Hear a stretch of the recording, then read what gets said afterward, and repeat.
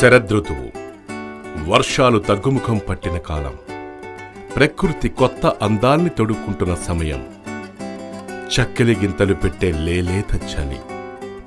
వేసవి తాపాన్ని, వర్షాకాలపు ధాటిని తట్టుకుని శీతాకాలాన్ని కౌగులించుకోవడానికి సిద్ధమైన శరీరానికి కాస్తంత ఆట విడుపు కార్తీక వనభోజనం. ఈ సమయంలోనే కొత్త ఆరోగ్య సమస్యలు రావటానికి అవకాశాలు ఎక్కువ.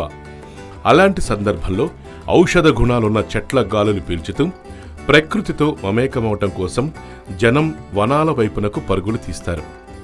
ఇరుగు పొరుగు, సహోద్యోగులు, బంధు మిత్రులు ఇలా అందరూ కలిసి చెట్ల మధ్య రోజంతా ఆహ్లాదంగా గడుపుతారు.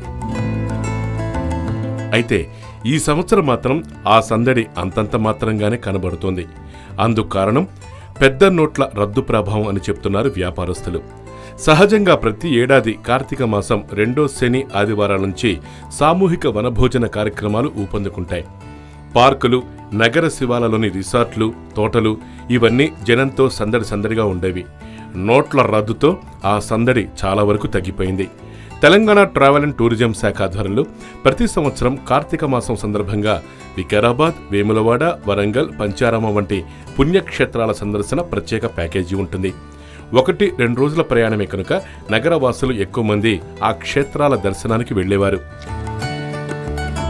అయితే ఈ సంవత్సరం మాత్రం వెళ్లేవారి శాతం సగానికి సగం తగ్గింది అంటున్నారు తెలంగాణ పర్యాటక శాఖ అధికారులు. గత సంవత్సరం కార్తీక మాస ప్రత్యేక ప్యాకేజీ ఆధారంలో 8,69,00,000 వ్యాపారం జరిగింది. అయితే ఇది పూర్తిగా ఈ సంవత్సరం పడిపోయింది. కేవలం 4,06,00,000కే పరిమితమైపోయింది. అంటే దాదాపు 30% లాభాలు పడిపోయాయి అంటున్నారు టూరిజం ట్రావెల్స్ ప్రతినిధులు. ట్రావెల్ టూరిజం బుకింగ్స్లో తొలుత పాత నోట్లు తీసుకోలేదు. 20వ తేదీ నుంచి నవంబర్ 24 వరకు పాత నోట్లు తీసుకుంటామని వారు ప్రకటించారు. దాంతో 2 రోజుల నుంచి మళ్లీ భక్తుల రాక పెరిగిందని టూరిజం వ్యాపారులు అంటున్నారు.